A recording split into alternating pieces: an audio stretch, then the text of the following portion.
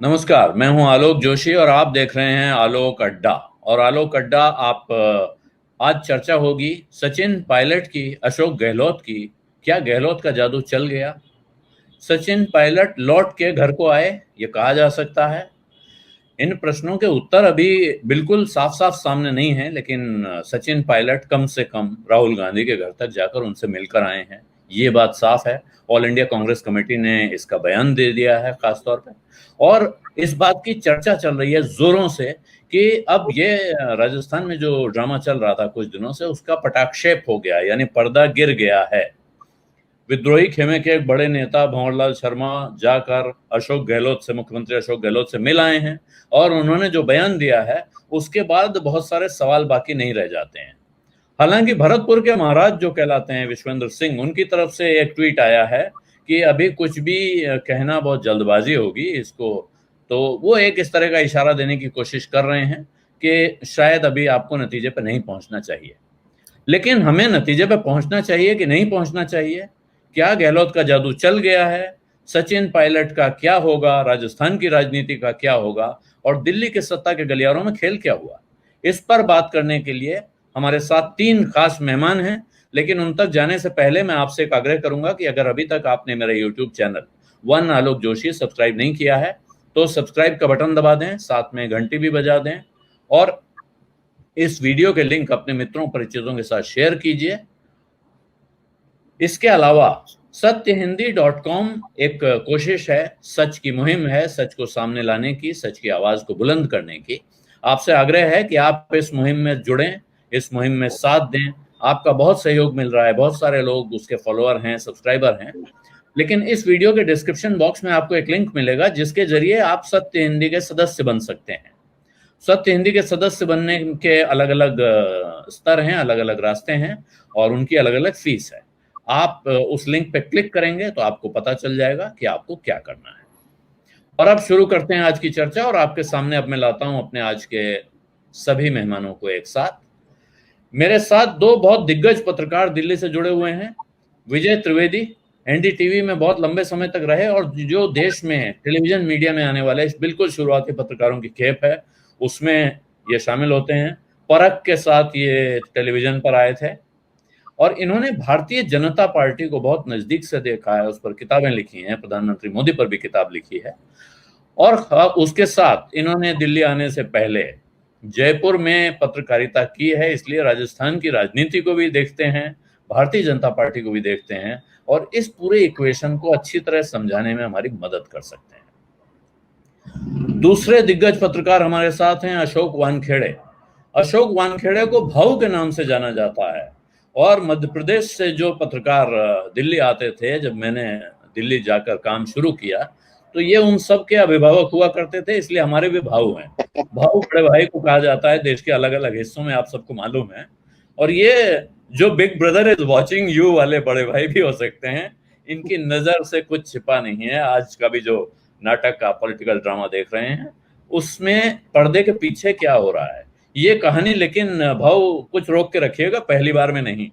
पहले जो सरफेस पे दिख रहा है उस पर बात करेंगे और उसके बाद चलेंगे पर्दे के पीछे के खेल पे। और जयपुर से हमारे साथ जुड़े हुए हैं अनिल शर्मा, हमारे पुराने मित्र हैं, राजनीतिक विश्लेषक हैं। वहां की चप्पे चप्पे की पल पल की खबर इनके पास होती है। अनिल जी, शुरुआत में आपसे ही करना चाहता हूं, क्या ये नाटक खत्म हो गया मान लिया जाए? भंवरलाल शर्मा के अशोक गहलोत के पास पहुंचने का क्या आशय है? अभी के लिए तो ये मान लिया जाए कि सर ये नाटक खत्म हो गया, पर ये कितने दिन तक और किस लेवल तक उस पर अभी कुछ कहना ठीक नहीं होगा। पर एज ऑफ टुडे ये नाटक खत्म हो गया। भंवरलाल शर्मा का सीएमआर में जाना, सीएम से मिलना, ये बहुत कुछ इंगित करता है कि ये या तो ये लोग थक गए थे या इनको कुछ दिख रहा था हमारा आगे कुछ भविष्य में कुछ होने वाला नहीं है, इसलिए वो सीधे सीधे जाकर अशोक गहलोत से मिले और उन्होंने कहा हमारे नेता तो अशोक गहलोत ही हैं। और साथ में ये भी कहा, मैं ये भी प्रूफ दे सकता हूं मैं कहां रहा, कहां नहीं रहा, क्या किस होटल में रहा, पर मैं कांग्रेस का सदस्य हूं और कांग्रेस के लिए काम करूं। अभी के लिए माने तो ये मुझे लगता है अभी के लिए खत्म हो गया। आगे आने वाला टाइम जो है, क्योंकि सर डिफरेंसेस पॉलिटिक्स में खत्म होना बड़ा मुश्किल होता है और डिफरेंसेस छोटे नहीं थे, काफी बड़े थे। जी, तो अब मैं चलता हूं विजय जी के पास। विजय जी, आपकी क्या राय है? ये खेल खत्म हो गया मान लिया जाए, या कुछ समय में खत्म हो जाएगा, खात्मे की तरफ बढ़ रहा है, और जैसा दिख रहा है वैसा ही माना जाए कि अशोक गहलोत का जादू चल गया? आलोक जी, दो बातें इसमें साफ हैं। एक तो ये है कि राजनीति में कोई ना तो स्थायी दोस्त होता है, ना कोई दुश्मन होता है। ये बात फिर से साबित हो गई। जैसे अनिल जी कह रहे हैं, तो फिलहाल जो है वो संकट खत्म हुआ है। जो नाटक था, जो भी पॉलिटिकल एक्सरसाइज चल रही थी, वो फिलहाल खत्म हुई है। और ये मानकर चला जा सकता है कि अब अशोक गहलोत की सरकार बच जाएगी। यदि विश्वास मत भी रखा गया या अविश्वास प्रस्ताव कोई लेकर आया गया, तो भी अशोक गहलोत सरकार को गिराना फिलहाल मुश्किल काम होगा। भारतीय जनता पार्टी जो है वो इसमें कामयाब नहीं हो पाएगी। भारतीय जनता पार्टी जिस तरह से मध्य प्रदेश में कमलनाथ की सरकार को गिरा दिया था, जो हौसले बुलंद थे, वो हौसले और वो जो एक्सरसाइज थी वो यहाँ पर काम नहीं आई। एक जो इस पूरी एक्सरसाइज का मैसेज है वो ये है कि चाहे वो बीजेपी हो या कांग्रेस हो, दोनों को समझ में आना चाहिए कि जो रीजनल लीडरशिप है, छत्रप जिसे आप कहते हैं, वो ज्यादा ताकतवर होते हैं और उनके भरोसे ही आपको आगे बढ़ना पड़ेगा। यहाँ पर अशोक गहलोत की वजह से जीत हुई है और वसुंधरा राजे की वजह से। जी, तो ये बहुत अच्छा आपने कहा कि वहां दोनों पार्टियों में, भारतीय जनता पार्टी में भी और कांग्रेस में भी, जो जयपुर में बैठे हुए नेता हैं, उनकी अहमियत, उनकी हैसियत समझने की जरूरत दोनों तरफ महसूस हो रही है। और अब मैं चलता हूं अशोक वानखेड़े जी के पास। आपके हिसाब से सरफेस पे जो दिख रहा है, पहले उस पर क्या हुआ? सचिन पायलट को कुछ मिल जाएगा? सचिन पायलट के साथ बार्गेनिंग हो गई कांग्रेस की, या सचिन पायलट जिसे लौट के सचिन घर को आए कहें, इस अंदाज में वापस आ रहे हैं? मुझे लगता है इसी अंदाज में सचिन वापस आ रहे हैं, लौट के सचिन वापस आ गए, क्योंकि सचिन पायलट को और कहीं जाने का चांस नहीं था। एक ये होता था कि यदि उनमें इतनी ताकत होती और अपने आप पे भरोसा होता, तो हो सकता है कि वो विद्रोही के रूप में ही हाउस में बैठते, खिलाफ मतदान करते, व्हीप तोड़ते और इस्तीफा उनका हो जाता, या इस्तीफा देकर फिर से चुनाव लड़ते। लेकिन सचिन के साथ जितने भी लोग गए हैं, उनमें किसी को भी ये विश्वास नहीं है कि वो बगैर कांग्रेस पार्टी के, बगैर अशोक गहलोत के, सबके समर्थन के बगैर चुनाव जीत पाएंगे। सबसे पहले सबको अपनी सीट बचानी। दूसरी बात, ये राजनीति में सिकंदर वही होता है जिसके पास आंकड़ों का खेल है। मध्य प्रदेश हो या गोवा हो या फिर आप बाकी राज्य हो या महाराष्ट्र में भी हमने देखा, यदि आपके पास आंकड़े नहीं है तो ये ऑपरेशन हो जाता है। यही सचिन के साथ हुआ। सचिन के साथ आंकड़े नहीं थे और सचिन जिस भरोसे पे गया था वो बहुत कमजोर था। भारतीय जनता पार्टी मध्य प्रदेश में यूनाइटेड थी, वो सरकार गिराने पे आमादा थी, या यही पता नहीं था कि सरकार गिरेगी या बीजेपी क्या चाहती है, क्योंकि केंद्र एक चाहता है, राज्य एक चाहता है। मुझे लगता है कि हमारे पैनल पे जो बैठे हैं जयपुर के हमारे मित्र, वो शायद पहले ऐसे इंसान थे जिन्होंने हमेशा ये बात को रेखांकित किया था कि इस पूरे घटनाक्रम में ये जो नाटक, जो पूरा मंचन हो रहा है राजस्थान का, इसमें जो सबसे पीछे जो डायरेक्टर है इसका, वो है वसुंधरा राजे। वसुंधरा राजे के बगैर ये खेल हो नहीं सकता था।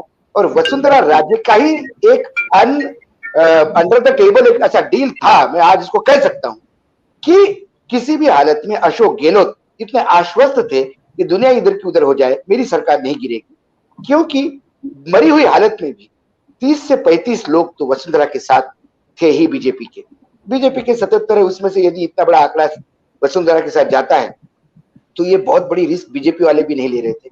बीजेपी ने जिसको सामने किया वो बहुत कमजोर खिलाड़ी है। जैसे मध्य प्रदेश में कमलनाथ कमजोर है, वैसे यहाँ पे शेखावत साहब कमजोर है। ये दोनों दिग्गज है। और जैसा विजय जी ने कहा कि दोनों पॉलिटिकल पार्टीज को एक बात समझनी पड़ेगी कि जो क्षेत्रीय क्षेत्रप जो है, उनकी औकात जरूर इतनी होती है कि वो आपको भी नतमस्तक कर सकते हैं। आज वसुंधरा ने दिखा दिया कि वो क्या कर सकती है, और अशोक गहलोत ने भी दिखा दिया कि यदि केंद्र चुपचाप बैठा रहे और साथ देता रहे तो सचिन जैसे विद्रोह वो 10 बार दिन में निपटा सकते हैं। और वो जो सामने है वो आपको दिख रहा है। जी, अनिल जी, ये जो बात हुई ये तो बड़ी अब विचित्र सी बात हो गई। हालांकि ये बात अपनी चर्चा में, और ये अशोक जी ने बिल्कुल सही याद दिलाया कि हमने बिल्कुल शुरू में बात की थी और ये बात लगातार हो रही थी। तब भी कहा जा रहा था कि इसमें अंत में अशोक गहलोत जीत के निकल आएंगे, लेकिन तब तो आंकड़े जोड़े जा रहे थे कि इनके साथ शायद 102 लोग हैं, ये 109 का दावा कर रहे हैं। अब क्या गणित का कोई अर्थ रह गया है आज की स्थिति के बाद, जब भंवरलाल शर्मा वापस आ गए और उसके बाद उन्होंने जो बयान दिया, अब जो गणित है और खास तौर पे जो भारतीय जनता पार्टी ने अपने विधायकों को जब गुजरात भेजा, उसके बाद क्या डेवलपमेंट में फर्क आ गया? वो तो सर रिलीजियस टूरिज्म पे गए थे, वो सोमनाथ जी के दर्शन करने गए थे, उनका तो काम और था, वो तो वहां दर्शन करने गए थे। पर सारी बात ये है सर, अगर आप जोड़ तोड़ भी देखें तो जैसा विजय जी अभी कह रहे थे, मुझे नहीं लगता बीजेपी नो कॉन्फिडेंस मोशन लाएगी, पहली बात, क्योंकि अब लाने का कोई तुक नहीं है, कोई मतलब नहीं है सर। और दूसरी बात ये लोकल छत्रप की अपन बात कर रहे हैं, ये बात अगर आप याद करें तो मैंने पहले शो में भी कहा था, अगर आप बीजेपी का भी ट्रैक रिकॉर्ड उठा के देखें, बीजेपी वहां पे सक्सेसफुल हुई है जहां पे उनका लोकल लीडरशिप स्ट्रांग है, चाहे वह नरेंद्र मोदी गए हो, चाहे वह अमित शाह कैनवेसिंग में गए हो, वो सीट नहीं दिला पाए सर उनको लोकल लीडरशिप स्ट्रांग चाहिए। अब रही वसुंधरा जी की बात, ये पूरा एपिसोड अगर आप देखें तो वसुंधरा जी पिछले 3 दिन से या 4 दिन से दिल्ली में थी, उसके बाद एकदम से एपिसोड आया, कहीं ना कहीं तो सर वसुंधरा जी का कुछ ना कुछ रोल तो होगा, क्योंकि कुछ बातें ऐसी भी आ रही हैं उठ के सोर्सेज से कि बीजेपी ने बिल देने को भी मना कर दिया होटल का। तो सर 1 करोड़ के करीब अगर बिल पहुंच जाएगा तो कौन देगा, तो बेचारे भाग के घर आ गए सर अपने, और क्या करते, अल्टीमेटली यही हुआ सर, और क्या होना था। तो ये विजय जी आपको कुछ खबर है उधर? इसमें सर एक चीज ऐड करना चाहूंगा, जो भी बात हो रही थी कि जो बिक गया वो अपने आप को खरीदार कैसे बन सकता है सर, तो आज Sachin Pilot can not be on his terms, can not come on his terms, जो बिक गया वो खरीदार कैसे बनेगा सर, तो it is very difficult for him. सही है, आपका सीजन है, पक्के आम की जगह कच्चे आम ही आ गए थे। कच्चे आम के लिए कोई खरीदार नहीं था, कोई खरीदार नहीं था सर। मैंने आलोक जी को पहले शो में कहा था, आपके पास 19 आदमी है, 20 आदमी है, 22 आदमी है, आपके पास सामान ही नहीं है, आप क्या करेंगे, आपने क्या सोच के उठाया था, क्या सोच के आप आगे बढ़े थे, ये वही बेटर बता सकते हैं सर, ज्यादा उनको ज्यादा नॉलेज होगी हमारे। तो फिर या तो चटनी बनाएगा या अचार बनाएगा। खाना तो आमरस था ना सर, दावत तो आमरस की थी, दावत आमरस की थी, ये बात भी सही है। विजय जी, कुछ खबर मिल रही है कि आखिर क्या हुआ, उस रिसोर्ट का भुगतान कौन करेगा? अब तक तो भारतीय जनता पार्टी की तरफ से वहां सुरक्षा चल रही थी कि कोई कांग्रेसी घुस ना पाए, जीतू पटवारी वगैरह, जो माफ कीजिएगा जीतू पटवारी का नाम ले रहा हूँ, वहां जो लोग गए कांग्रेस की तरफ से, उनको तो घुसने भी नहीं दिया जा रहा है। अब बिल देने के लिए उनके पास कैसे जाएंगे जिनको अंदर भी नहीं आने दे रहे थे?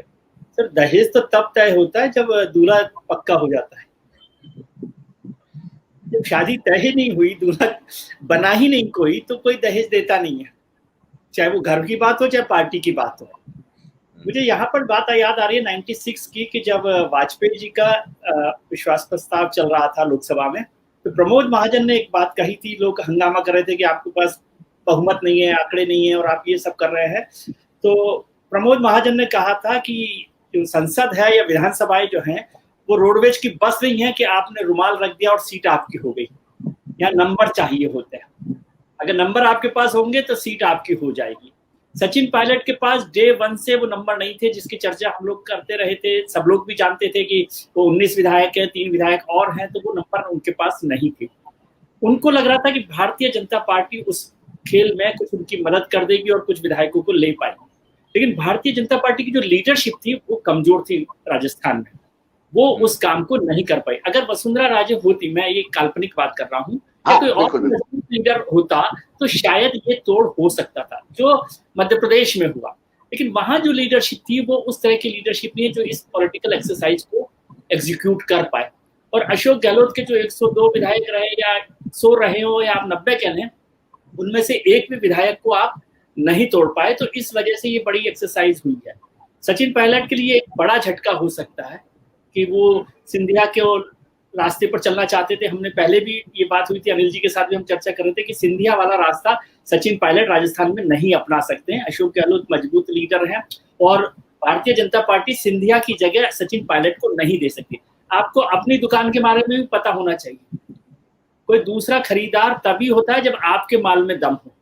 भारतीय जनता पार्टी ये रिस्क नहीं लेना चाहती थी कि आप 20 विधायकों के भरोसे है ना बन जाए, तो इसलिए यदि उनके पास 30-40 विधायक होते तो वो कुछ कर पाते। फिर दूसरा, भारतीय जनता पार्टी खुद ही अपने आप में टूटी हुई थी, एक बड़ा मजबूत लीडर उनसे अलग बैठकर नाराज बैठे हुए थे कोप भवन में, और महारानी जब कोप भवन में हो तो राम को वनवास जाना पड़ता है, ये बहुत जबरदस्त आपने डायलॉग दिया है। लेकिन ये बताइए, अब मैं वापस अशोक जी आपके पास आना चाहता हूँ कि ये कहानी अगर इतनी साफ है, हमको दिख रही थी, आपको दिख रही थी, हम जैसे हमने बताया उस दिन अनिल जी ने पहले दिन बता दिया। अनिल जी पॉलिटिशियन नहीं है, अनिल जी पॉलिटिकल ऑब्जर्वर हैं, एनालिस्ट हैं, इनको दिख रहा था। ये सचिन पायलट को खुद क्यों नहीं दिख रहा था, या उनकी आंखों पर कौन सा चश्मा चढ़ा दिया गया था, और वो चश्मा किसने चढ़ा दिया था कि उन्हें नहीं दिखा कि मैं यहां जाऊंगा और मैं गड्ढे में गिर रहा हूं? सर, दो टाइप के नेता होते हैं। एक नेता वो होते हैं जो पत्रकारों का उपयोग करते हैं, और एक नेता वो होते हैं जो पत्रकार जिनका उपयोग करते हैं। सचिन और ये जो नई गैंग है, चाहे मिलिंद देवरा हो, सचिन हो, आपके जतिन प्रसाद हो, और ये जो नई फौज है राहुल गांधी के साथ इकट्ठा हुई, तो जब राहुल उनको दोस्ताना अंदाज में साथ लेके बैठते थे लंच पे, तो वो राहुल को हाईकमान नहीं अपना दोस्त मानते थे। किसी भी पॉलिटिकल पार्टी में हाईकमान हाईकमान होता है। मैं जानता हूं कि जब नरेंद्र मोदी, और इसमें हमारे मित्र अच्छी तरह से बता पाएंगे, नरेंद्र मोदी जब जनरल सेक्रेटरी यहाँ थे और हरियाणा के इंचार्ज थे, तब कई बार हम उनको मिलते थे तो बहुत सिंपल आदमी हर एक से मिलते थे। और लेकिन आज नरेंद्र मोदी, वही देखिए आप, एकदम आपको स्ट्रेचर चेंज होता नजर आएगा। राहुल गांधी ने वो स्ट्रेचर चेंज नहीं किया। उन्होंने वो सबको साथ में दोस्ताना अंदाज में लेके गए, तो लोग उनको मूर्ख समझने लगे कुछ हद तक। और ये बात हो गई कि फिर ये जो तथाकथित एक मीडिया है जो उनको बोलता था कि सैच you are a prime minister material, तो उनको भी लगने लगा सैच yes I am the prime minister material. ये जो सचिन का सैच हो गया, इस सैच ने सचिन को निपटाया। आप यथार्थ के धरातल पे जब तक नहीं जाते, राजनीति की क्या समझ है ये आपको समझ में नहीं आती। चार लोग आपको बोलते हैं, जैसा अभी अनिल जी ने कहा कि ये जो विजय जी ने जो कहा, मध्य प्रदेश में सिर्फ सिंधिया के पास 12 ही लोग थे, लेकिन वहां 20-22 का आंकड़ा चाहिए था, तो नरोत्तम मिश्रा जी ने 10 की व्यवस्था की। ऐसे व्यवस्था करने वाला गुजरात में कोई नहीं था। दूसरी बात यह तय था कि नरोत्तम मिश्रा भी चुप रहेंगे यदि शिवराज मुख्यमंत्री बनते हैं तो, क्योंकि नाम उनका भी उछला था। और ज्योतिरादित्य को मुख्यमंत्री नहीं बनना था, उनको वहां सरकार गिरवानी थी किसी भी हालत में। दूसरी ओर वहां उनके पीछे, कमलनाथ के पीछे राजा दिग्विजय सिंह थे जो सरकार गिराने में इंटरेस्टेड थे। या ऐसा बिल्कुल सीन नहीं था। या पूरी कांग्रेस जो थी वो अशोक जी के पीछे ताकत से खड़ी थी। अशोक गहलोत बहुत पुराने खिलाड़ी है सर। ये यदि अशोक गहलोत चाहते हैं तो एब्सोल्यूट मेजोरिटी लेके ही राजस्थान में आए। ये 10-12 इंडिपेंडेंट के भरोसे जो सरकारें चलती है राजस्थान में, ये लोकल क्षेत्र का एक ऐसा जुगाड़ है जिससे केंद्रीय नेतृत्व उन पर हावी ना हो। तो ये जो भैरव सिंह शेखावत के टाइम पे भी हमने देखा कि वो जनता दल के 7-8 लोग वही उनको मुख्यमंत्री बनवाते थे। और भैरव सिंह को नहीं भी केंद्र चाहता तो भी मजबूरी थी, क्योंकि वो 6 बोलते थे ये मुख्यमंत्री बनेंगे तो 7 देंगे। ये जो जुगाड़ सिस्टम है ये राजनीति में राजस्थान के है। और ऐसे में ये सचिन पायलट वैसे भी आउटसाइडर माना जाता है। कमलनाथ भले ही मुख्यमंत्री बने, लेकिन कमलनाथ मध्य प्रदेश में रहे, मध्य प्रदेश से बाहर से ही माने जाते हैं। वैसे सचिन को लोग कहते हैं कि भैया ये तो पिताजी यहाँ से चुनाव लड़ रहे थे, ये कहां से राजस्थानी हो गए, क्योंकि वो जिस कम्युनिटी से आते हैं वो कम्युनिटी उत्तर प्रदेश से लेकर राजस्थान, हरियाणा से लेकर मध्य प्रदेश के बेल्ट तक समाहित है। तो ये तमाम सवाल थे और एक इमेच्योरिटी कहीं ना कहीं दिख रही। आप विद्रोह भी करें तो आपको ये बोलने की, आज पूरे एपिसोड में यदि आप देखोगे तो गहलोत की सरकार अल्पमत में है, कह ही नहीं रहा था। ना बीजेपी कह रही थी, ना कोई कह रहा था। सिर्फ सचिन ने एक बार बोला कि ये सरकार अल्पमत में आ गई, हम बाहर आ गए। तो इसीलिए तो गवर्नर कह रहे थे कि भाई विश्वास का मत क्यों ले रहे हो आप, आपको किसने कहा कि आपको विश्वास नहीं है हाउस में, सभी कह रहे हैं। तो ये ऐसा, इसका मतलब इतनी बुरी तरह से ये गेम फेल हो गया कि अब सबको अब देखना ये पड़ेगा कि आप 4 खान मार्केट के किसी बड़े रेस्टोरेंट में या किसी रेस्टोरेंट में आके 4 एलिट पत्रकारों से, जिन्होंने कभी, जिनको ये मालूम नहीं टमाटर लगता कहाँ है और टमाटर का पौधा होता है या बड़ा पेड़ होता है आम जैसा, ऐसे लोगों के बीच में बात करोगे। या जो राजस्थान के जितने भी लोग हैं, जो हमारे मित्र है अनिल जी को पहले दिन से समझ में आ रहा था, सचिन को नहीं समझ में आ रहा था, क्योंकि सचिन वहां नॉन सीरियस पॉलिटिशियन ही जाना जाता है। राजस्थान में सचिन की जगह कोई भी अध्यक्ष होता तो कांग्रेस ही वापस आती, क्योंकि 5-5 साल का वहां टर्न आउट होता है। दूसरी बात, वो कितनी बार हाउस में गए। दूसरी बात, वो लोगों के जब भी कोई यहां से जाता था उनको लेके घूमते रहते थे हाउस जयपुर में। ये तमाम बातें सामने आई है। कितनी बार उन्होंने अपने डिपार्टमेंट का काम किया, वो बोलते कि अशोक जी ने काम नहीं करने दिया। तो कितना काम भाई, कितनी फाइलें आपकी रुकी। ये सिर्फ मुख्यमंत्री बनने की एक लालसा थी कि मुझे मुख्यमंत्री बनना है, क्योंकि मैं मुख्यमंत्री का दावेदार हूं, मैं अध्यक्ष था और मुझे ही बनना चाहिए था। वो कहीं ना कहीं हवा देते गए। बीजेपी ने कुछ हवा दी, कुछ इसने हवा दी, कुछ मीडिया की हवा थी, और वो जो हवा थी उसको आज पिन लग गई, सब गुब्बारा फूट गया, सब चरणों में है अशोक जी। और जो पहले दिन से अनिल जी कह रहे थे वही हुआ अल्टीमेट। एक चीज मैं जोड़ना चाहता हूँ आलोक जी, जो अशोक जी कह रहे हैं उसी में, कि सचिन की इमेच्योरिटी इस तरह से देख सकते हैं आप कि वो 4 साल प्रदेश अध्यक्ष रहे हैं कांग्रेस के, लेकिन वो इतना पॉलिटिकल एक्सरसाइज नहीं कर पाए कि उस विधानसभा में ज्यादा विधायक उनके हों, ज्यादा उनके लोगों को टिकट मिल पाए। ये काम अशोक गहलोत ने कर लिया, जो विधायक वहां पर न तो राजस्थान में थे उस दौरान, वो राजस्थान में भी नहीं थे, वो केंद्र में यहाँ पर कांग्रेस के संगठन महासचिव के तौर पर पार्टी का दफ्तर संभाल रहे थे, लेकिन उन्होंने वो एक्सरसाइज की कि जब विधानसभा के चुनाव हुए तो ज्यादातर उनके उम्मीदवारों को टिकट मिले, ज्यादातर उनकी पसंद के विधायक चुनकर आए, और जहां पर उनको सीटें नहीं मिली वहां उन्होंने अपने बागी उम्मीदवार खड़े कर दिए जो उनके साथ जिनको जिता पाए वो, और जो सचिन के उम्मीदवार थे उनको हराने की भी एक्सरसाइज उन्होंने की, जिसका मैं एक बार पहले भी उदाहरण दे रहा था कि सीपी जोशी 2008 में जब मुख्यमंत्री बनने के सबसे बड़े दावेदार थे तो अशोक गहलोत ने उन्हें से हरवा दिया था, जो आजकल विधानसभा अध्यक्ष हैं। तो ये सब पॉलिटिकल मैच्योरिटी की बात है कि सचिन पायलट अध्यक्ष होने के बाद भी अपने नंबर के विधायक नहीं चुन पाए। जी, तो मतलब जो बात कही जाती है, वैसे कहा जाता है कि साहब पॉलिटिक्स तो यूपी में होती है, बिहार में होती है, राजस्थान के लोग तो बहुत सीधे होते हैं, लेकिन लगता रहा है कि राजस्थान में जो राजनीति होती है ये तो जो राजमहल वाली पुराने समय में कहा जाता था कि उसको क्या बोलते हैं, पैलेस में अंदर की पॉलिटिक्स जो होती है, षड्यंत्र वाली राजनीति। एक जमाने में हरिशंकर भावड़ा भैरव सिंह जी के कट्टर प्रतिद्वंदी होते थे, तो वहां पर भी भैरव सिंह जी ने, मुझे याद है कि उस चुनाव में वहां पर ब्राह्मण बहुल है और भावड़ा जी ब्राह्मण थे, तो उनके खिलाफ करीब करीब 36 कैंडिडेट खड़े कर दिए थे ब्राह्मण, ताकि उनके वोट कट जाएं। लेकिन ये बताइए अब अनिल जी, मुझे एक बात आप बताइए, एक तरह से अब ये साबित हो रहा है कि एक वसुंधरा राजे, दूसरे अशोक गहलोत, ये दोनों तो निर्द्वंद अब अपनी अपनी पार्टी के राजस्थान में नेता साबित हो गए।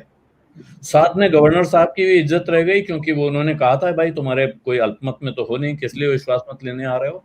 वो भी किसी दिन अब जल्दी बुला के चाय वाय पिलाएंगे और कहेंगे देखिए मैंने तो आपको पहले ही कहा था, और गहलोत जी भी उनको हाथ जोड़ के लड्डू खिला के लौट आएंगे। तो अब होना क्या है आगे, जो कांग्रेस की पॉलिटिक्स है उसमें सचिन पायलट का क्या होगा? सर आज की तारीख में अगर आप मुझे, मैं अशोक गहलोत के बारे में पहले स्टार्ट करूं, उससे पहले बोलूं, ये वो अशोक गहलोत नहीं है जिसको लोग जानते थे। ये अशोक गहलोत बहुत डिफरेंट अशोक गहलोत है। आपको मैंने पहले भी कहा था, एस्ट्यूट पॉलिटिशियन पहले भी थे, आज भी हैं, इसमें कोई शक नहीं है। उनसे बड़ा कोई पॉलिटिकल फिगर नहीं है राजस्थान में। ये बात मैं शुरू से कहता हूं, काम की बात अलग है, पर एज ए पॉलिटिशियन अपन बात करें, एज ए पॉलिटिशियन, वेरी शूट पॉलिटिशियन। उन्होंने ये कर दिखाया। आप देखिए 1 महीने के अंदर उन्होंने पूरे अपने 90 या 100 जितने विधायक थे अपने साथ रखे। इसका मतलब यह है कि उनके पास में मेजोरिटी विधायक थे, जो विजय जी भी बोल रहे थे, शुरू से लेकर आज तक है उनके पास में। अब ये और 18, जो मेरे को अभी जो खबर मिल रही है सर, अभी उसमें ये आ रहा है कि 18 विधायक भी रात को ही पहुंच रहे हैं आज, वो कल की भी वेट कर रहे हैं, क्योंकि वो अब कौन देगा मानेसर का खर्चा, कौन देगा सर रिजॉर्ट का। तो जल्दी भागो जितना भागना है वहां से भाग के रात को ही पहुंच रहे हैं। पायलट साहब भी आज ही, वो मैं वही बोल रहा हूं। अब सचिन का क्या होगा सर, ये मुझे ये लगता है कि राजस्थान शायद उनको अब सूट उतना नहीं करेगा, क्योंकि क्या ये चीज जो गांठ एक बार बन गई क्या खुल पाएगी, मुझे मुश्किल लगता है। दूसरा ये अशोक गहलोत जिस स्टेचर पे अब पहुंच गए, जिस लेवल पे, इस पूरे एपिसोड के बाद में जो लोग उनको जानते नहीं थे वो लोग भी उनको जानने लगे। जैसा अशोक जी ने अभी कहा कि टीवी चैनल्स में भी अशोक जी हो रहा है, चाहे वो अशोक वानखेड़े हो चाहे वो अशोक गहलोत हो, वही अशोक दोनों जगह पे सर अशोक चल रहे हैं अभी। तो अशोक जी का दोनों अशोक को खूब हो रहा है सर, इसलिए मैं मानता कि अंडरलाइन कर देना चाहिए भाई, जिसका नाम अशोक होता है उसको हराना बहुत मुश्किल काम है। अशोक ऐसा ना कहो सर, सब मेरे वरिष्ठ है, विजय जी भी मेरे वरिष्ठ है और आप भी वरिष्ठ है सर। आलोक जी प्लीज बताने की इच्छा भी नहीं रखते हैं, हम तो चाहते हैं कि आपका इस बच्चे का सचिन मत बनाइए। आलोक जी हिंदुस्तान के इतिहास में मुझे ये लगता है सर कि इनको अकोमोडेट करने के लिए शायद इनको दिल्ली में कुछ रोल दे दिया जाए, पर राजस्थान में मुझे लगता है सर ये लंबा नहीं चल पाएंगे, अब बड़ा मुश्किल होगा उनके लिए, क्योंकि कल जो मीटिंग हुई थी जैसलमेर में भी, उसमें भी जितने विधायकों ने अटेंड करा था उसमें भी एक ही आवाज थी कि सचिन जी को बाहर निकाला जाए। तो जहां पे 90 आपके अगेंस्ट में हो, तो आपका उस जगह पे आप कैसे वापस से अपने आप को पैचअप कर पाओगे? आप ऊपर से तो गले मिल लोगे, अशोक गहलोत कह रहे हैं कि मैं गले मिलूंगा अगर सेंट्रल लीडरशिप बोलेगी, पर क्या वो सच्ची में गला मिलेगा? आपने आलोक जी पहले एक एपिसोड में कहा था कोनी से कोनी टकराती थी, पर वो कोनी से कई बार टक्कर मार देते थे। तो वही बात है सर, ये कोनी जो है कितने दिन तक टकराएगी, कितने दिन तक चलेगी, बड़ा मुश्किल है।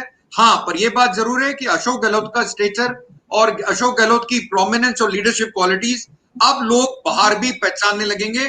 मेरा मानना यह था कि गुजरात असेंबली इलेक्शन में लोगों को अशोक गहलोत को पहचानने चाहिए था, वो न तब नहीं पहचाने, पर अब जरूर पहचान लेंगे। जी, अब आया है सवाल कि पर्दे के पीछे क्या हुआ, और अब हम भाव फिर आपके पास आएंगे अशोक वानखेड़े जी। अशोक जी ने क्या किया और अशोक जी ने क्या नहीं किया, जिसकी वजह से अब हम आज का दिन देख रहे हैं। और कांग्रेस में दरअसल हुआ क्या है, जो अनिल जी कह रहे हैं कि शायद सचिन को दिल्ली में कोई रोल मिल जाए, क्या इसकी कोई संभावना आपको दिखती है इस परिस्थिति में? नहीं सर, अब एक था सचिन, ये फिल्म आपको 14 तारीख के बाद दिखाई देगी, और सचिन अब एक बार एमएलए बनेंगे और एमएलए ही रहेंगे, ऐसा मुझे लगता है। दिल्ली में उनके लिए जगह नहीं।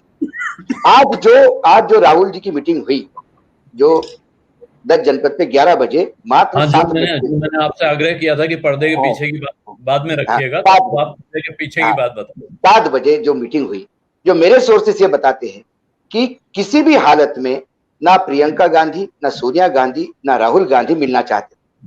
लेकिन एक बात ये भी है कि राहुल जी के और सचिन जी के कॉमन फ्रेंड्स है बहुत सारे। तो पिछले एक सप्ताह में 2 इंसिडेंट्स ऐसे हुए कि 2 जगह अपने मित्र के यहाँ रेसिडेंस पे राहुल जी गए, वहां सचिन जी ग्रेट कैश में, मतलब सचिन वहां आए, वो मित्रों ने बुला लिया था कि यहाँ बैठ के बात।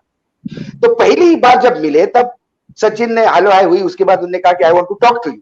तो उन्होंने कहा this is not the place to talk and what can I do, you talk to Ashok Gehlot. बात वही खत्म हो गई। सेकंड जगह पे भी फिर आए और उन्होंने कहा कि नहीं, I only have you as a leader. Then again Rahul said this is not the place to talk, he said please give me time, he said we will work it out। फिर उसके बाद उन्होंने वेणुगोपाल को बाहर से बुलाया, वेणुगोपाल दिल्ली में नहीं थे, उनको बुला के बोला कि ये सीन क्रिएट कर रहा है बाहर, और एक मैसेज भी देने का प्रयास कर रहा है कि हम बिल्कुल अवॉइड कर रहे हैं, just ask him to meet me for a 10 minute.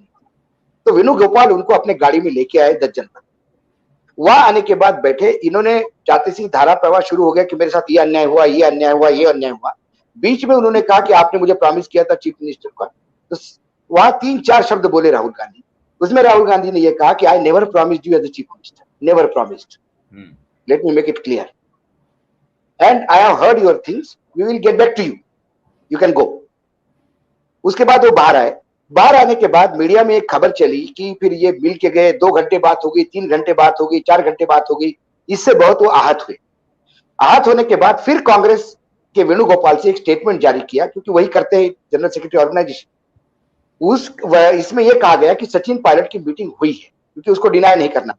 10 जनपद की मीटिंग हुई है, और मीटिंग में उन्होंने जितने भी अपने वो बता दिए हैं, ग्रीवेंसेस बता दिए हैं, उस को देखते हुए कुछ आपका ये वीडियो ग्रीवेंसेस को देखते हुए अब कुछ ना कुछ तो करना है, क्योंकि मार्केट में एक मैसेज भी देना है। उन्होंने कहा कि 3 लोगों की कमेटी बन जाएगी और वो कमेटी आके देखेगी कि ये नाराज क्यों है, सारी दुनिया को मालूम है, इसमें कमेटी बनाने की जरूरत नहीं।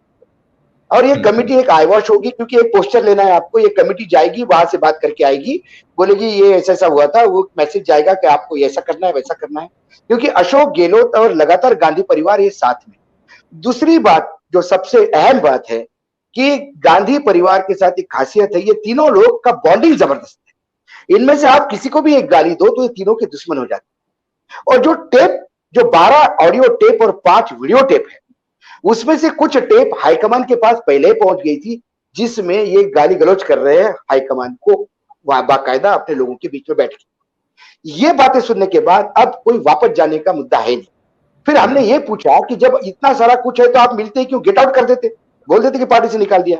उन्होंने कहा कि हमारे बहुत सारे विधायक जो पार्टी आना चाहते वापस, वो उनके साथ फंसे हैं, वहां बाउंसर भी लगे हुए हैं, वो भी लगे हैं, उनको निकालना बहुत जरूरी है, इसलिए हमने कहा कि we will get back to you.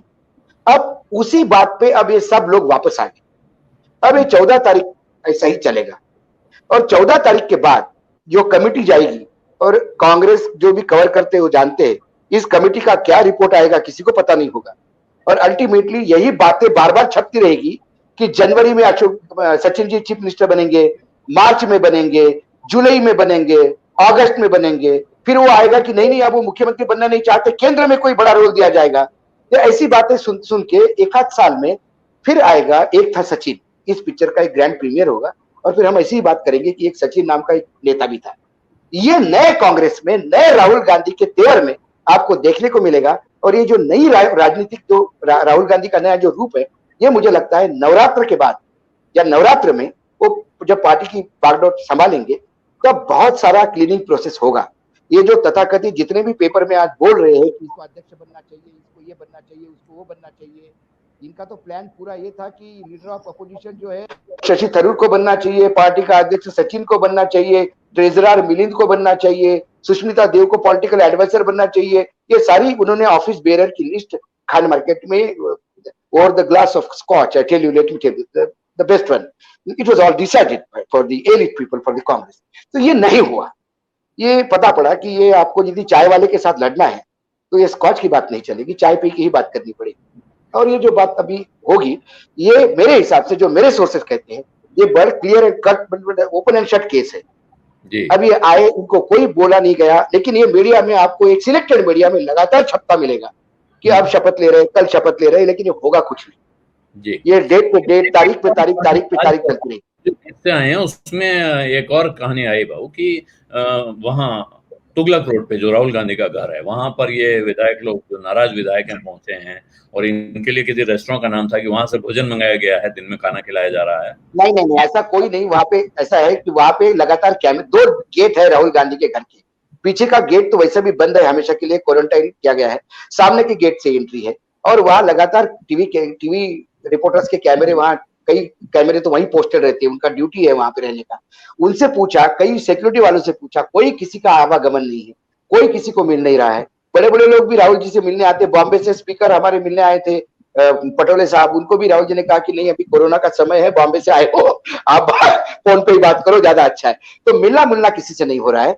जो स्थिति है, हाँ, बस उन्होंने कहा। तो अब ये परमानेंट क्वारंटाइन होने का समय आ गया है सचिन को, और ये मुझे लगता है कि जो अंदरूनी जो भड़ास में दिख रहा हूँ राहुल गांधी के ऑफिस की या उनके साथियों की या राहुल गांधी की पर्सनल भी, क्योंकि आज उन्होंने, किसी ने पूछा उनको, किसी चैनल के माइक वाले ने, कि is Sachin coming back to the party, उन्होंने उसके तरफ जो लुक दिया, लोग कहते कि ऐसा गुस्से वाला शायद कभी चेहरा उन्होंने राहुल का देखा हो।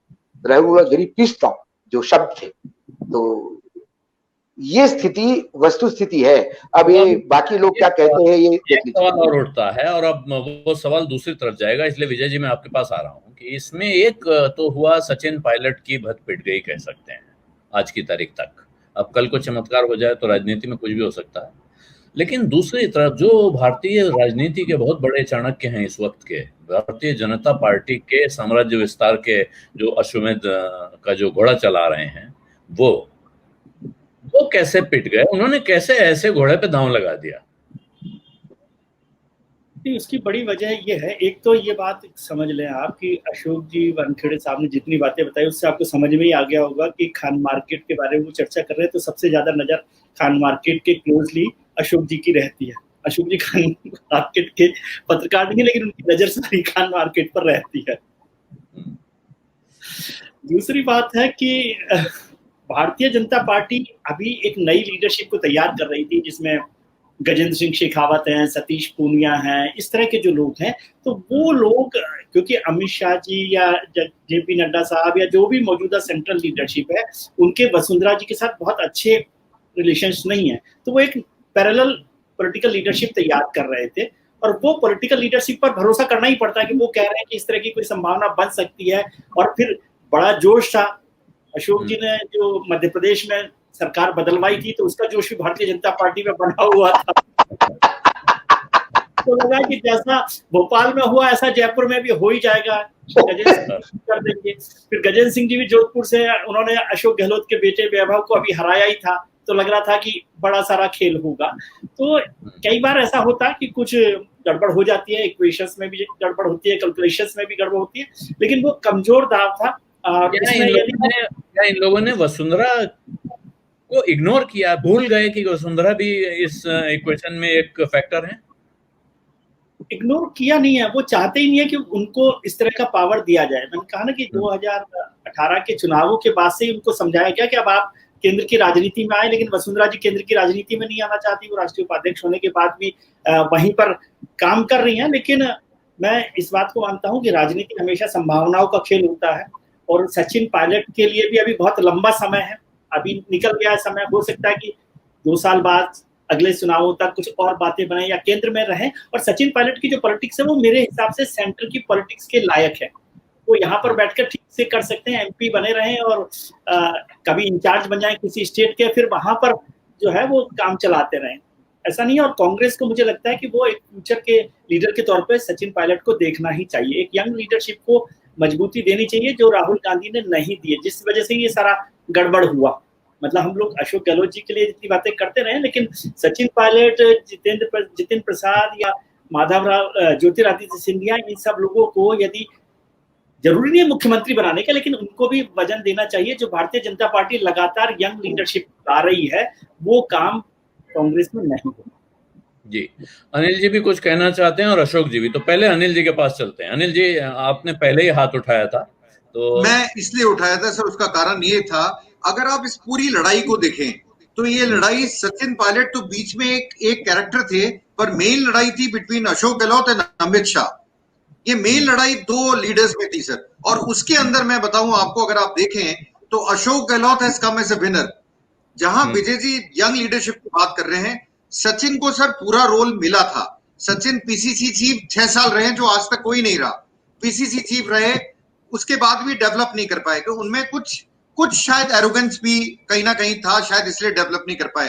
अब ये कहना कि उनको ज्यादा वो देना चाहिए था, मैं भी मानता हूं यंग लीडर्स को देना चाहिए सर। पर जब आपकी वेपर थिन मेजोरिटी हो, जब आपकी मेजोरिटी 101 फिगर हो, चाहे आप ये बोल दीजिए साहब अशोक गहलोत ने नहीं जीतने दिया या वो हुआ, उस केस में अगर सचिन पायलट अशोक गहलोत की जगह अभी होते, क्या वो कांग्रेस को बचा पाते? मेरे हिसाब से नहीं बचा पाते सर। ये अशोक गहलोत की एस्ट्यूटनेस है, जिसकी वजह से कांग्रेस अभी राजस्थान में खड़ी। इसलिए मैं अभी भी बोलूंगा, सचिन पायलट ने काम करा, कोई डिनाई नहीं करता है सर। सचिन पायलट इंटेलिजेंट है, नॉलेजेबल है, सब है, मेहनत भी करी, 6 साल तक उनको मिला भी सर, पीसीसी चीफ रहे। पर आप मुझे बताइए, उसके बाद भी उनके सपोर्ट में लोग खड़े क्यों नहीं होते? कुछ ना कुछ कमी तो होगी ना उनमें सर। मैं मुख्यमंत्री बनने की बात नहीं कर रहा था, मुख्यमंत्री बनने की बात नहीं कर रहा, लेकिन मैं कह रहा हूँ उनमें इन्वेस्ट करना चाहिए, क्योंकि अभी उनको जो विजय जी कह रहे हैं वो एक बहुत इंपॉर्टेंट बात है। लेकिन वो बात मैं पहले, अशोक जी आप अपनी बात कह दें, उसके बाद मैं सवाल पूछता हूँ। उससे मेरे मन में एक सवाल है। नहीं, मेरा कहना है कि विजय जी बिल्कुल कह रहे हैं कि इन्वेस्ट करना चाहिए, लेकिन इन्वेस्ट आप क्या करोगे? इन्वेस्ट करने लायक वो आपको कमोडिटी भी चाहिए। यदि मैं चने में इन्वेस्ट करूं या सोने में इन्वेस्ट करूं, ये मुझे देखना है। आपने जिन लोगों में इन्वेस्ट किया, राहुल गांधी के जितने लोग हैं, मिलिंद देवरा, आप देखिए क्या है वो। यदि वो कारपोरेटर का चुनाव भी अपने बलबूते पे जीत जाए तो बहुत बड़ी बात है ना। वही प्रिया दत्त, अपने पिताजी की विरासत। ये जो तथाकथित पैराट्रूपर्स थे, इनको क्या नहीं दिया पार्टी ने? यंगेस्ट एज में ये एमपी बने, यंगेस्ट एज में ये मंत्री बने। उस एज में कौन मंत्री बनता है? डिप्टी चीफ मिनिस्टर क्या छोटी मोटी बात होती है क्या? और आपके पास जिंदगी पड़ी हुई थी, आप 5 साल डिप्टी चीफ मिनिस्टर रहते, अगले बार तो आप ही को चीफ मिनिस्टर बनना था। लेकिन आप में सत्ता का लालच था। क्या कांग्रेस में और यूथ नहीं है? बहुत ढेरों यूथ पड़े हैं, लेकिन उनका दिल्ली तक पहुंच नहीं। उनके पिता माता पिता कोई बड़े नहीं। अब ये समय आ गया है कि आपको ऐसे लोग उठा के निकाल के रखने चाहिए। अब जो बीजेपी लगातार कर रही है, बीजेपी को एक बात तो माननी पड़ेगी कि बीजेपी ऐसे लोगों को, भले ही आज शेखावत एक नाकारा साबित हुए, लेकिन शेखावत को उठाया तो है उन्होंने। ये तो उन्हीं लोगों का एक कौटरी चल रही थी, और ये वही लोग सोच रहे थे कि हम ही संभाल रहे पार्टी को। यानी जो पुराने लोग थे उनकी तो कोई औकात ही नहीं रही पार्टी से। मैं आपको रोक, लेकिन वो सवाल क्योंकि मेरे मन में है उसको उठाऊं मैं। अब अब प्रश्न ये है कि कांग्रेस पार्टी का भविष्य, जैसे आपने कहा नवरात्रि के बाद कुछ होगा, मुझे लगता है कि नवरात्रि के बाद राहुल गांधी कमान संभालेंगे, दोबारा से बात आ रही है कांग्रेस से। राहुल गांधी ने कहा कि मुझे अब ये पद नहीं चाहिए, मैं करना नहीं चाहता हूं। ऐसे रिलेक्टेंस दिखा के फिर बाद में संभालेंगे, फिर क्या करेंगे? जितने उनके मित्र परिचित थे, जो पूरा उनका कोठरी आपने बताई खान मार्केट में बैठने वाली, वो तो सारे एक एक करके बर्बाद होते जा रहे हैं। ज्योतिरादित्य चले गए हैं, सचिन पायलट अब किसी काम के नहीं बचे हैं। कैसे राहुल गांधी कांग्रेस के लिए क्या भविष्य में उम्मीद जगा सकते हैं? मुझे सवाल था जी बिल्कुल। देखिए, आप इंदिरा गांधी का टाइम, मैं तो बहुत बच्चा था, लेकिन जो पढ़ते हैं पुराने आर्टिकल से, पुराने सीनियर जर्नलिस्ट से बात करते हुए, इंदिरा गांधी को जब प्राइम मिनिस्टर बनाया गया था तो इसलिए नहीं बनाया गया था कि सिर्फ वो जवाहरलाल नेहरू की लड़की थी। इसलिए बनाया गया था कि एक गूंगी गुड़िया है, इसको प्राइम मिनिस्टर बना दो और पूरी पार्टी और सरकार हम चलाएंगे। एक लगातार एक उस प्रोसेस में काम चल रहा था। लेकिन उसके बाद 5 साल इंदिरा गांधी को भी बहुत तकलीफ हुई, लेकिन जब उसमें से वो बाहर निकली तो फिर वो इंदिरा गांधी की क्या सबने देखा। राजीव गांधी तो हमने भी देखे। राजीव गांधी जब प्रधानमंत्री बने तो अरुण नेहरू, अरुण सिंह, अमिताभ बच्चन, ये सब लोग आ गए और इन सब लोगों ने बिल्कुल सरकार संभालने की, मैसिव मैंडेट था आपको तब इंदिरा गांधी की हत्या के बाद। उसके बाद क्या हुआ? पार्टी हार गई इतने मैसिव मैंडेट के बाद। क्यों? कि राजीव गांधी को भी समझ में आ गया कि जिनको उन्होंने साथ में रखा था वो इस लायक नहीं थे, सब हाशिए पे लग गए। राहुल गांधी को थोड़ा ज्यादा समय लग गया। अब उनको समझ में आ गया कि हाशिए पे ये जो लोगों को साथ में रखा इसलिए नहीं। अब जो लोग आ रहे हैं, जो पार्टी के संगठन में, यूथ कांग्रेस का अध्यक्ष भी देखिए, ये वो लोग हैं जो जमीन से जुड़ के आए हैं, जो जिला परिषद से उठ के, जो बाकायदा एमएलए एमपी का चुनाव लड़के और अच्छे जगह टक्कर देके लोकसभा से आए। जब तक आप ये लोकसभा से टक्कर लेते हुए जमीन से उठे हुए लोग एनएसयूआई और यूथ कांग्रेस में काम करते हुए बाहर जब लोग आएंगे तब आपको कुछ मिलेगा। और हर पार्टी में ऐसे लोग हैं, ऐसा नहीं मानता मैं कि कांग्रेस में लोग नहीं है, लेकिन उनकी पहुंच नहीं है। उनको ये मालूम था कि हमारा पिता कौन है, हम कौन देखेंगे। तो आने वाले समय में जो ये लोग चूज करेंगे उसमें कहीं ना कहीं, अब केसी वेणुगोपाल अभी यदि आप ज्यादा लोगों को पूछे, लोगों को पता भी नहीं कहां से है, ऑल ऑफ अ सडन नया नाम है, लेकिन कुछ ना कुछ हद तक चल रहा है। उनको मीडिया के लिए आदमी चाहिए, क्योंकि अभी तक जो मीडिया में लोग आए हैं उन्होंने सिर्फ अपना मीडिया, अपनी राहुल गांधी को, कांग्रेस को छोड़ के अपना चेहरा दिखाने की स्थिति कर दी है। और ये इतनी हालत बुरी है मीडिया से सेल की, बीजेपी कांग्रेस की, कि वो चैनल के एडिटर को फोन करके या मालिक को फोन करके बताते हैं कि आपका जो रिपोर्टर कवर करता है उससे राहुल गांधी नफरत करते हैं, आप उसको बदल दीजिए, क्योंकि वो उनके साथ बैठ के दारू नहीं पीता। तो ये ऐसे तमाम चीजें अब ये समझ में आ रहा है हाईकमान, मतलब राहुल गांधी के। अब राहुल गांधी आएंगे तो नई टीम आएगी। ये तो चर्निंग प्रोसेस है। धीरे धीरे धीरे धीरे धीरे जब आडवाणी और अटल जी करते करते, अमित शाह को किसने सोचा था? अमित शाह जो गुजरात जो जानते थे या जाते थे या कवर करते थे, उनको मालूम था अमित शाह नाम की चीज है। ये तो प्रमोद महाजन, गोपीनाथ मुंडे, इन्हीं के नाम जब चलते थे। आज अमित शाह उठ के तो आए, जिसको हम आज चाणक्य कहते हैं। और अमित शाह जैसा काम करने वाला अध्यक्ष 24 घंटे 24/7 बहुत कम लोगों ने देखा होगा बीजेपी।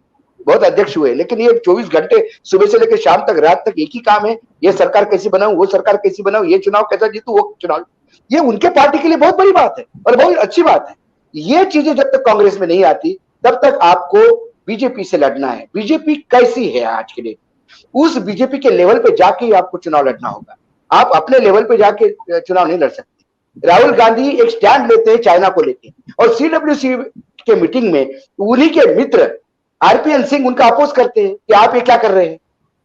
और उनको फिर राहुल गांधी को बताना पड़ता है, जो अपने सीडब्ल्यूसी को ये बताना पड़े उसको, कि भाई साहब मैं चाइना का स्टैंड क्यों ले रहा हूं, ऐसे सीडब्ल्यूसी का क्या मतलब है, मुझे बताइए।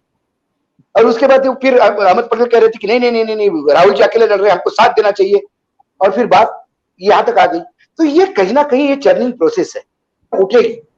ऐसा भी नहीं कि भारतीय जनता पार्टी कोई अमर पट्टा लेके आई है। समय आता है जाता है, आता है जाता है। जब कांग्रेस का समय आएगा तो निश्चित रूप से नई कांग्रेस अपने को दिखेगी। ये सचिन का नाम भी किसी ने नहीं सुना था, सचिन का भी लोगों ने सुना। अब कोई और आ सकता है, कोई और अशोक गहलोत आ सकता है बनके, कोई नया नाम भी आ सकता है। महाराष्ट्र में भी ऐसा हो सकता है, गुजरात में भी ऐसा हो। गुजरात में उन्होंने पटेल का एक्सपीरियंस किया, पटेल को दे दिया, यहाँ अनिल को दे दिया। अनिल जो दिल्ली में अध्यक्ष बना है, उसका कास्ट इक्वेशन दिल्ली की शर्ट से कहीं नहीं बैठता, लेकिन युवा है, उसको दिया है कि उसको कुछ काम करता है क्या। नहीं तो यहाँ पे अध्यक्ष का मतलब एक पर्टिकुलर होटल में शाम को 7 बजे बैठने के बाद बैठना, यही काम था। माखन साहब यही करते थे अभी तक। माखन साहब को शाम को मिलना है, क्लियरेंस में जाके मिलिए या इंपीरियल में जाके मिलिए, इनके अड्डे फिक्स थे, कोई घर पे नहीं मिलता था। तो ये नई आपको जमीन से जुड़े हुए, जमीन पे काम करने वाले ये लोग चाहिए। और ये लोग धीरे धीरे आएंगे। अब राहुल के आंखों में से चश्मा अब तो उतरा है साहब। सिंधिया जी ने एक साइड उतार दी, एक साइड साफ सचिन ने की। अब कांग्रेस को धन्यवाद देना चाहिए दोनों नेताओं का कि कम से कम राहुल गांधी को समझ में आ गया कि कांग्रेस है क्या ओरिजिनल। जी, तो विजय ये बताइए कि एक कुछ दर्शक लोग जो कमेंट करते हैं उनमें से कह रहे हैं ये नहीं आप मानेंगे कि अमित शाह ने बीजेपी का कांग्रेस का एक सिपाही शहीद कर दिया। जो अनिल जी ने बात की है, तो झगड़ा जो है शहीद नहीं किया है, ये पॉलिटिकल प्रोसेस को मैं है ना बहुत उस तरह से नहीं लेता हूँ, बिल्कुल ब्लैक एंड व्हाइट में। बहुत सारी चीजें ग्रे होती है और रिजल्ट्स को हमेशा उसी तरह से नहीं देखना चाहिए, क्योंकि 1984 में भारतीय जनता पार्टी को 2 सीटें मिली थी, 2019 में 303 मिली हैं, ठीक है। और 1985 में कांग्रेस को 406 सीट मिली थी, 410 सीट मिली थी, फिर 2014 में 44 मिली और 52 मिली है। तो ये सब एक्सरसाइज तो होती रहती है। सचिन पायलट को आज हम लोग बहुत गाली दे सकते हैं, लेकिन ये भी याद कीजिए, अनिल जी को याद है कि अशोक गहलोत के नेतृत्व में कांग्रेस को 24 सीटें मिली थी, जो सबसे कम सीटें थी, है ना। और सचिन पायलट के सामने उनकी मेहनत से 106 सीटें, 107 सीटें या 102 सीटें मिली। तो हर एक का अपना अपना एक वो होता है, दौर भी होता है, वक्त भी होता है, सब मेहनत का एक अलग अलग काम होता है। लेकिन ये अशोक गहलोत ने उसके बावजूद भी अशोक गहलोत के 2 बार मंत्रालय छीने गए। ये जब सिविल में एविएशन मंत्री था तो उनको इस्तीफा देके जाना पड़ा अनसेरिमोनियसली। ऐसे कुछ होने के बाद भी उन्होंने कांग्रेस नहीं। देखिए सचिन चुपचाप बैठे रहते तो सचिन को बहुत कुछ मिलता। ये कांग्रेस छोड़ने का जो दाग लग गया है, ये दाग से निकलना मुश्किल है। मैं उनको सर्टिफिकेट नहीं दे रहा, लेकिन मैं कह रहा हूँ, इस बात से सहमत हूँ कि अमित शाह और नरेंद्र मोदी की भारतीय जनता पार्टी से मुकाबला करने के लिए सबसे पहले राहुल गांधी को कमर कसनी होगी। जो 24 घंटे 24x7, मैं जानता हूँ अमित शाह जी को और नरेंद्र मोदी जी को और जेपी नड्डा को भी, वो 24x7 काम करने वाले और सोचने वाले लोग हैं। रात को 2 बजे 3 बजे हर वक्त वो सोच रहे थे, सरकार में रह के सरकार में सबसे ताकतवर होने के बावजूद वो करते हैं। और राहुल गांधी जी की खासियत क्या है, जब भी क्राइसिस होता है तो वो गायब होते हैं। तो हाँ, ये बिल्कुल सही आपने सवाल उठाया और प्रश्न यही है आगे जो देखने का है कि अभी सचिन पायलट का क्या होगा, अशोक गहलोत का क्या हो गया, वसुंधरा ने क्या कर दिया, ये सवाल तो अपनी जगह रहेंगे। मुझे लगता है बड़ा सवाल अब आगे ये आने वाला है कि क्या राहुल गांधी अपनी ओकेजनल पॉलिटिक्स से एक फुल टाइम पॉलिटिक्स की तरफ, जैसा अशोक वानखेड़े ने कहा, कि वो चाय वाले से मुकाबला करने के अंदाज में आएंगे या अभी वो स्कॉच वाले गैंग के साथ ही रहना पसंद करेंगे। क्योंकि नई टीम कौन आ रही है हमने देखी नहीं है। केसी वेणुगोपाल दिखाई पड़ रहे हैं। इस घबराहट से भी बाहर निकलना पड़ेगा। बिना भी वो जीत सकते हैं, कम से कम एक बार ये रिस्क लेकर देख लें। पॉलिटिकल हिस्ट्री देखिए, आजादी के बाद से जो चुनाव हुए हैं उसमें 4 बार गैर कांग्रेसी अध्यक्ष के रहते हुए जो है सरकार बनी है वहां पर। और राहुल गांधी, सोनिया गांधी और राजीव गांधी तीनों के नेतृत्व में अध्यक्ष रहते हुए कांग्रेस चुनाव हारी है। तो एक बार ये रिस्क लेकर देख लेना कि बिना गांधी परिवार के भी कांग्रेस कैसे चल सकती है। ये नरसिम्हा राव का उदाहरण हमेशा देने की जरूरत नहीं है। और एक चीज और है, अभी जैसे अशोक जी आपसे कहूंगा मैं, ये जैसे कोरोना के मामले पर कहा जाता है भाई, जो राहुल गांधी ने जो सबसे पहले स्टैंड लिया, जो जितने बड़े नेता इस देश के पॉलिटिशियंस हैं उनमें सबसे पहले राहुल गांधी ने सवाल उठाया कि कोरोना एक गंभीर संकट है। चीन का अभी आपने जिक्र किया, तो कई मामलों पे बात कर रहे हैं, लेकिन कहीं फिर वो हमारे एरिया में टांग लगा रहे हैं, वो हमारे एरिया में इन्फ्रिंज कर रहे हैं कि अब वो इंटरव्यू लेने लगे हैं। एक पॉलिटिशियन का काम इंटरव्यू लेना क्यों है? आपको यही गलतियां हैं।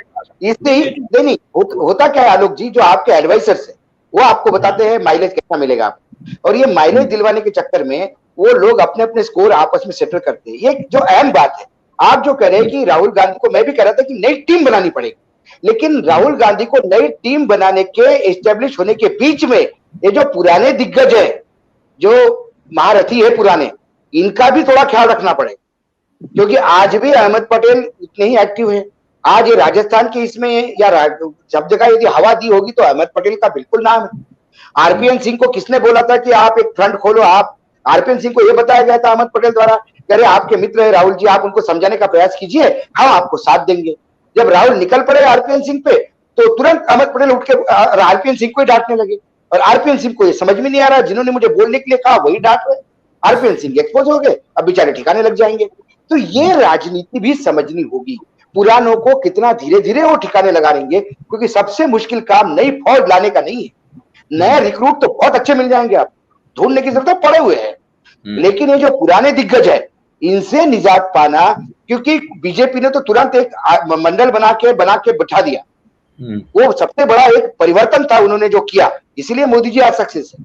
यदि अडवाणी जी, जोशी जी ये सब एक्टिव होते तो मोदी जी कुछ काम नहीं कर पाते। सही या गलत एक डिसीजन तो लेते हैं। ऐसा ही कांग्रेस में करना पड़ेगा, इनको एक मार्गदर्शक मंडल बनाना पड़ेगा। वो मार्गदर्शक मंडल ऐसा कि जिसकी कभी मीटिंग ना हो। जब उनको समझ में आएगा मार्गदर्शक मंडल में कि हमको ठिकाने लगा दिया है, तब जाके नए लोगों को भी काम करने का। नहीं तो ये राजनीतिक जैसा, ये कांग्रेस में मुझे याद है, मैं 1 मिनट लूंगा आपको, जो हुड्डा जी के यहाँ लंच होता है हर साल में एक बार, 14 तारीख के आसपास देते हैं, 14-15 तारीख को। तो वहां जब मैं बैठा तो मैंने देखा लंच के टाइम पे, तो ये सारे मोतीलाल वोरा से लेके ये जितने भी द्विवेदी जी और ये सारे लोग ऐसे सब वृद्ध लोग इकट्ठा बैठे हुए थे गोल करके, और सामने हुड्डा जी बैठे थे। तो मैं खड़गे के पीछे ऐसा खड़ा था चेयर पे हाथ रख के, तो पीछे से किसी लड़की ने झांकते हुए पूछा क्या चल रहा है। मैंने बोला ये मार्गदर्शक मंडल है कांग्रेस का। तो खड़गे जी ने तुरंत उठ के बोला, ए भाई कांग्रेस है ये, हमें अभी बहुत दम है, मार्गदर्शक मंडल मत कहो, कहां से बात करते हो मार्गदर्शक मंडल की। वो जो जिस उत्तेजना से बोला, तब मुझे लगा कि नहीं, सत्ता की लालसा तो बहुत है अभी, तो इनसे भी निपटाना है सर। इनको जब तक आप ठिकाने नहीं लगाते तब तक नए लोगों को आप स्टैब्लिश नहीं करते। आज सचिन भी विद्रोह नहीं करता यदि सचिन को ये लोग हवा नहीं देते। इसमें ये पुराने लोग भी है जिन्होंने राहुल को ये बताने का प्रयास किया कि आपके सारे लोग नालायक हैं, ये गद्दार है। सोनिया जी के साथ रह के हमने पार्टी चलाई, राहुल जी आप पार्टी संभालिए, हमको साथ में रखिए, हम फिर चलाएंगे, मतलब दुकान बरकरार रहे। तो ये शोरूम जो है, बड़े बड़े मॉल से ये बंद करने पड़ेंगे कांग्रेस को, और नई गुम्पियों से फिर से शुरुआत करनी पड़ेगी। ऐसा मुझे लगता है, ये मेरा व्यक्तिगत आकलन है। मतलब अब छोटी दुकानें चलेंगी, आत्मनिर्भर लोगों के भरोसे हो जाए कांग्रेस तो आत्मनिर्भर। अनिल जी ये बताइए, दूर से जब देखते हैं, जयपुर से देखते हैं, क्या लगता है कांग्रेस पार्टी में गांधी परिवार और कांग्रेस, इन दोनों को अलग अलग करके देखा जा सकता है? पब्लिक देखना चाहती है, और ऐसा होने के बाद कांग्रेस की तरफ कोई देखेगा? पब्लिक तो देखना चाहती है सर, पर इसमें एक बात और आप देखें, अशोक गहलोत को कि शुरू से जो भी अशोक जी ने कहा, शुरू से कांग्रेस के लॉयल रहे हैं, तो उनके नंबर ज्यादा हैं औरों के कंपैरिजन में, क्योंकि उन्होंने कभी कांग्रेस नहीं छोड़ी सर। उनको कई बार निकाला गया, करा गया, वो फिर भी लॉयल रहे गांधी परिवार के प्रति, इसीलिए उनकी आज कांग्रेस के अंदर वैल्यू है। और मैं दूसरा ये मानता हूं सर कि लोग बोलते हैं कि गांधी परिवार को साइड हो जाना चाहिए और किसी को, पर मुझे लगता है गांधी नाम जो है इनको शायद कांग्रेस को यूनाइटेड रखता है। इनके लिए गांधी नाम बड़ा जरूरी है कहीं ना कहीं पे। अगर वो गांधी नाम नहीं होगा तो ये कांग्रेस बिखराव की तरफ बढ़ जाएगी। ये मेरा सोच है सर। अशोक जी मेरे से ज्यादा इस बारे पे समझा सकते हैं, पर मेरा मानना है इनको कहीं ना कहीं एक गांधी नाम जरूर चाहिए सर, और उसके इर्द गिर्द इनकी पॉलिटिक्स चलती है। क्योंकि यही मैं अब क्योंकि खत्म करना चाहता हूँ, समय बहुत हो गया है। सोचा था आधा घंटा, ये 1 घंटे के आसपास पहुंच गए हैं। लेकिन विजय जी एक सवाल मैं पूछूंगा कि ये भारतीय जनता पार्टी में तो अभी तक इस तरह का नहीं हुआ था, लेकिन राजस्थान में वो चुनौती जैसे बीजेपी के, कांग्रेस के सामने भारत भर में जो चुनौती है वो राजस्थान में बीजेपी के सामने खड़ी हो गई, वसुंधरा के रूप में, जो इन्होंने कहा कि मार्गदर्शक मंडल में भेज दें। मार्गदर्शक मंडल में जिन लोगों को जिस समय भेजा गया वो सब इस हालत में नहीं थे कि वो बाहर निकलें और चुनौती दे दें, लेकिन वसुंधरा को तो नहीं भेजा जा सकता है। और कांग्रेस में या भारतीय जनता पार्टी में क्या दोबारा ऐसे नेताओं का अब एक तरह से इमरजेंस हो रहा है जो केंद्रीय नेतृत्व को चुनौती देने की स्थिति में होते हैं?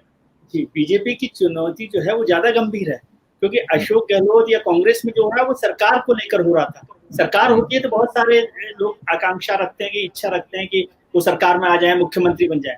भारतीय जनता पार्टी तो वहां अभी विपक्ष में बैठी है, तो वहां पर उसके बाद इस तरह का एक बनावट बनी रहे या उसमें टुकड़े टुकड़े होते रहे, तो वो ज्यादा गंभीर चिंता की बात है। यहाँ पर उमा भारती जी का भी वो बयान याद कीजिए कि राम मंदिर के जो भूमि पूजन था उससे पहले उनको अयोध्या बुलाया गया और उनको राम मंदिर के जो भूमि पूजन कार्यक्रम था उसमें शामिल नहीं किया गया था। तो उन्होंने एक बयान दिया था कि राम जो है भारतीय जनता पार्टी की बपौती नहीं है। एक बड़ा चैलेंजिंग तरीके का बयान दिया था, अशोक जी जानते होंगे। और फिर भूमि पूजन समारोह में आए थे। तो ये कोई कम चुनौती भारतीय जनता पार्टी के लिए नहीं है, लेकिन जब सरकार में बैठे रहते हैं तो कोई छोड़ के जाता नहीं है साहब। वहां पर मलाई थोड़ी थोड़ी प्रशांत मिलता रहता है, छोड़ते नहीं। कांग्रेस की भी परेशानी है, यदि आज कांग्रेस केंद्र में होती तो अशोक गहलोत को केंद्र में बुला के कुछ मंत्री बना देते, सचिन पायलट को बना देते। अब वो कहाँ भेजें किसी को? अभी भारतीय जनता पार्टी के पास प्रसाद काफी है, तो वो बढ़ता रहेगा, इसलिए अभी कोई छोड़ के नहीं जा रहा है पार्टी। जब तक बांटने के लिए प्रसाद रहेगा तब तक वहां संकट नहीं होगा। और लेकिन दोनों तरफ ऐसा नहीं है, तो दोनों तरफ आग बराबर लगी हुई ये कहा जा सकता है। भविष्य क्या होगा ये हम नहीं जानते हैं, लेकिन अब तक जो दिखा उससे जो नतीजे निकाले जा सकते हैं, और मैं तो क्योंकि बिजनेस कवर करता रहा हूं बहुत दिन, तो म्यूचुअल फंड्स में कहा जाता है कि पीछे की परफॉर्मेंस आगे के परफॉर्मेंस की गारंटी नहीं है। तो राजनीति में ये बात बहुत सही बैठती है। कब क्या किसका नसीब बदल जाएगा, कब जनता का मूड बदल जाएगा मालूम नहीं है। फिर मिलेंगे, इसी तरह की और चर्चा करेंगे। आज आप सभी मेहमानों का बहुत बहुत धन्यवाद। और दर्शकों आलोक जी, ये सारा नाटक जो है वो बिजनेस का ही था। म्यूचुअल फंड की तरह से ही तो पॉलिटिक्स है। ये सत्ता नहीं था, ये बिजनेस था। ठीक है, तो आपका कहना है कि बिजनेस था, कौन किसमें इन्वेस्ट कर रहा है, किसको कितना भाव मिल रहा है। मैं ये कहता भी हूँ कई बार कि जो दशा जिस दशा में चल रहा है, इसमें अब एक्चुअली एक पॉलिटिकल स्टॉक एक्सचेंज जैसा खोल देना चाहिए कि भाई किस विधायक का क्या, सरकार को अच्छा जीएसटी मिलेगा, ऑनलाइन ट्रांजैक्शन होता रहे, सरकार को टैक्स मिलेगा, बहुत सारा रेवेन्यू आ जाएगा। हरिशंकर परसाई ने बहुत पहले लिखा था कि विधायकों की कीमत साफ साफ बोर्ड पर लिख देनी चाहिए। बिल्कुल बिल्कुल। आज परसाई जी की जयंती है, बहुत अच्छे दिन आपने याद दिला दिया उनका, और उन्होंने तो क्या क्या लिखा है, और उनका लिखा हुआ आज भी आप आज भी उतर रहा है, सब सही उतरता है, ऐसा लगता है आज ही लिखा गया है। तो अब मैं आप सबसे इजाजत चाहता हूं, धन्यवाद आप सबका। और दर्शकों से आग्रह अंत में एक बार कि अगर आप इस वीडियो के लिंक अपने मित्रों परिचितों के साथ शेयर करेंगे तो बहुत अच्छा रहेगा। और मेरा यूट्यूब चैनल वन आलोक जोशी आपने सब्सक्राइब नहीं किया है तो सब्सक्राइब का बटन दबा दें, साथ में घंटी बजा दें ताकि आपको खबर मिल जाए कब नया वीडियो आया या कब मैं लाइव आया। धन्यवाद, नमस्कार।